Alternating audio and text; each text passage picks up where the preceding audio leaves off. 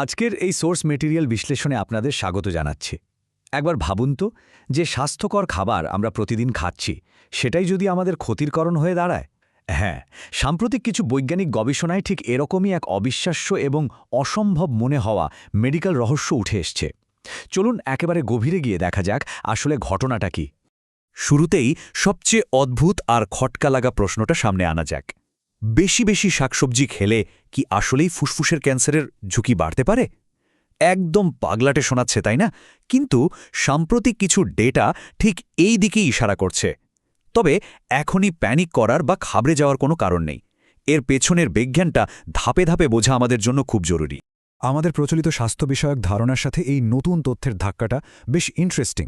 আজীবন আমরা জেনে এসেছি স্বাস্থ্যকর খাবার মানেই হলো শরীর সুস্থ রাখার একটা প্রোটেক্টিভ শিল্ড, আর অন্যদিকে নতুন গবেষণার ডেটা বলছে এই স্বাস্থ্যকর খাবারই নাকি একটা সম্ভাব্য ঝুঁকির কারণ হতে পারে।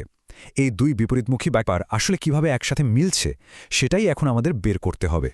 অধ্যায় ১, স্বাস্থ্যকর খাবারের প্যারাডক্স বা এই মেডিকেল রহস্যের তদন্ত। এই পুরো ধাঁধাটা বুঝতে হলে প্রাপ্ত ডেটাগুলোকে আমাদের একদম একটা ডিটেকটিভ গল্পের মতো করে দেখতে হবে। প্রথমেই বুঝতে হবে গবেষণাটা আসলে কিভাবে করা হয়েছে।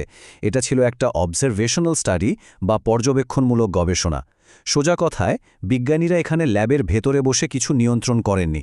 তারা শুধু সাধারণ মানুষের স্বাভাবিক জীবনযাপন আর সেগুলোর ফলাফল খুব নিবিড়ভাবে পর্যবেক্ষণ করেছেন। এই যে এত সব ডেটা আর কানেকশনের কথা বলছি, সেগুলো কোথা থেকে আসছে তা বুঝতে এই ব্যাপারটা মাথায় রাখা একদম মাস্ট। এখানে সবচেয়ে বড় কালপ্রিট বা বলা যায় সবচেয়ে ইম্পর্টেন্ট পয়েন্টটা হলো কনফাউন্ডিং ভ্যারিয়েবল বা বিভ্রান্তিকর চলকের ধারণাটা ক্লিয়ার করা। এটা হলো সেই অদৃশ্য তৃতীয় ফ্যাক্টর যে আড়ালে থেকে কলকাঠি নাড়ে। এই লুকিয়ে থাকা সন্দেহভাজনগুলোর কারণে কিন্তু অনেক সময় মনে হতে পারে যে একটা ইনোসেন্ট স্বাস্থ্যকর ডায়েট আমাদের ক্ষতি করছে। অধ্যায় ২, আমাদের প্রথম সন্দেহভাজন বা কীটনাশক সমস্যা। গবেষকরা ডেটা ঘাঁটতে গিয়ে প্রথম যে অদৃশ্য কালপ্রিটকে ধরলেন তা হল কৃষিকাজে ব্যবহৃত কীটনাশক বা পেস্টিসাইড।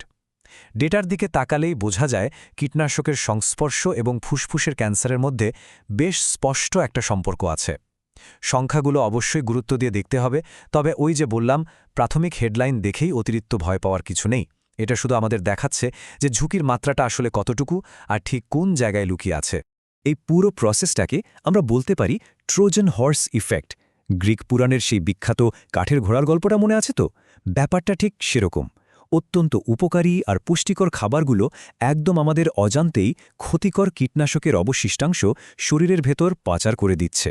মানে বুঝতে পারছেন তো, সমস্যাটা কিন্তু আমাদের প্রিয় শাকসবজিতে নেই। সমস্যাটা হলো ওই সবজির গায়ে লেগে থাকা অদৃশ্য রাসায়নিকগুলোতে। এই প্রক্রিয়াটা কিন্তু খুব সিস্টেম্যাটিকভাবে কয়েকটা ধাপে ঘটে। প্রথম ধাপে খাবারের সাথে থাকা ওই কীটনাশকের অবশিষ্টাংশ আমাদের শরীরে প্রবেশ করে।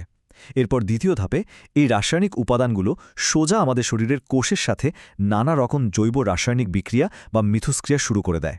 আর একদম শেষ ধাপে গিয়ে এর ফলে কোষের মারাত্মক ক্ষতি হতে পারে, যা দীর্ঘমেয়াদে ক্যান্সারের ঝুঁকি বাড়িয়ে দেয়। এটা পুরোপুরি একটা বায়োকেমিক্যাল চেইন রিঅ্যাকশন। অধ্যায় ৩, দ্বিতীয় সন্দেহভাজন বা জন্ম নিয়ন্ত্রক ওষুধের সংযোগ। এবার তন্ত্রের মোড় ঘোরানো যাক আমাদের দ্বিতীয় সন্দেহভাজনের দিকে। ডেটা বিশ্লেষণ করতে গিয়ে গবেষকরা এমন একটা কনফাউন্ডিং ভেরিয়েবল খুঁজে পেয়েছেন যা হয়তো কেউ আশাই করেনি, আর সেটা হলো জন্ম নিয়ন্ত্রক ওষুধ বা কন্ট্রাসেপটিভস। গবেষণার তথ্য বলছে জন্ম নিয়ন্ত্রক ওষুধের কিছু নির্দিষ্ট হরমোনাল মেকানিজম সরাসরি ফুসফুসের টিস্যুর সাথে বিক্রিয়া করতে পারে। এই একেবারে অপ্রত্যাশিত হরমোনাল সংযোগ ফুসফুসের কোষের গঠনে প্রভাব ফেলে ক্যান্সারে বিকাশে ভূমিকা রাখতে পারে বলে ডেটায় উঠে এসেছে। এটি পুরোপুরি একটা নিউট্রাল বৈজ্ঞানিক পর্যবেক্ষণ। এই জায়গাটা এসে ব্যাপারটা দারুণ ইন্টারেস্টিং হয়ে যায়, কারণ এখানে আমরা আসল অপরাধীদের আলাদা করতে পারছি। বেসলাইন বা সাধারণ ঝুঁকি, কীটনাশকের প্রভাব এবং জন্মনিয়ন্ত্রক ওষুধের মিথস্ক্রিয়া, এই তিনটার তুলনামূলক চিত্র দেখলেই পানির মতো পরিষ্কার হয়ে যায় যে স্বাস্থ্যকর খাবার নিজে থেকে কোনো ঝুঁকি তৈরি করছে না, বরং এই আলাদা আলাদা ফ্যাক্টরগুলো একসাথে মিলে অদ্ভুত এই প্যারাডক্সের জন্ম দিচ্ছে। অধ্যায় ৪, চূড়ান্ত রায় এবং বর্তমানে এর অর্থ আসলে কি? তদন্ত তো হলো, এবার তাহলে চূড়ান্ত রায়ের পালা। এই বৈজ্ঞানিক আবিষ্কারগুলোর মানে কি, আর দৈনন্দিন জীবনে স্বাস্থ্যকর খাদ্যাভ্যাস বাদ না দিয়ে কিভাবে এগুলো কাজে লাগানো যায় সেটা বোঝা এখন সবচেয়ে জরুরি। ডেটার এই বিভাজন দেখলে কিন্তু রীতিমতো স্বস্তি পাবেন। এটা একদম পরিষ্কার করে দিচ্ছে যে ঝুঁকির মূল অংশটা আসছে ওই কনফাউন্ডিং ভ্যারিয়েবলসগুলো থেকে, মানে কীটনাশক আর হরমোন থেকে, আসল খাবার থেকে কিন্তু নয়। কাজেই স্বাস্থ্যকর সবজি সরাসরি ফুসফুসের ক্যান্সারের কারণ নয়, এটা 100% প্রমাণিত। এই পুরো বিজ্ঞানভিত্তিক তদন্ত থেকে আমরা দারুণ কিছু কার্যকরী শিক্ষা পাচ্ছি। 1 নাম্বার, কোনোভাবেই কোনো অবস্থাতেই শাকসবজি খাওয়া বাদ দেওয়া যাবে না। 2, এই কনফাউন্ডিং ভ্যারিয়েবলগুলো আড়ালে থেকে কিভাবে কাজ করে সেটা আমাদের বুঝতে হবে। 3, খাবারে থাকা কীটনাশকের অবশিষ্টাংশ নিয়ে আরও অনেক বেশি সতর্ক হতে হবে এবং সেগুলো কমানোর উপায় খুঁজতে হবে। আর 4, চিকিৎসায় ব্যবহৃত হরমোনাল মিথস্ক্রিয়াগুলো সম্পর্কে নিজেদের আপডেট রাখতে হবে।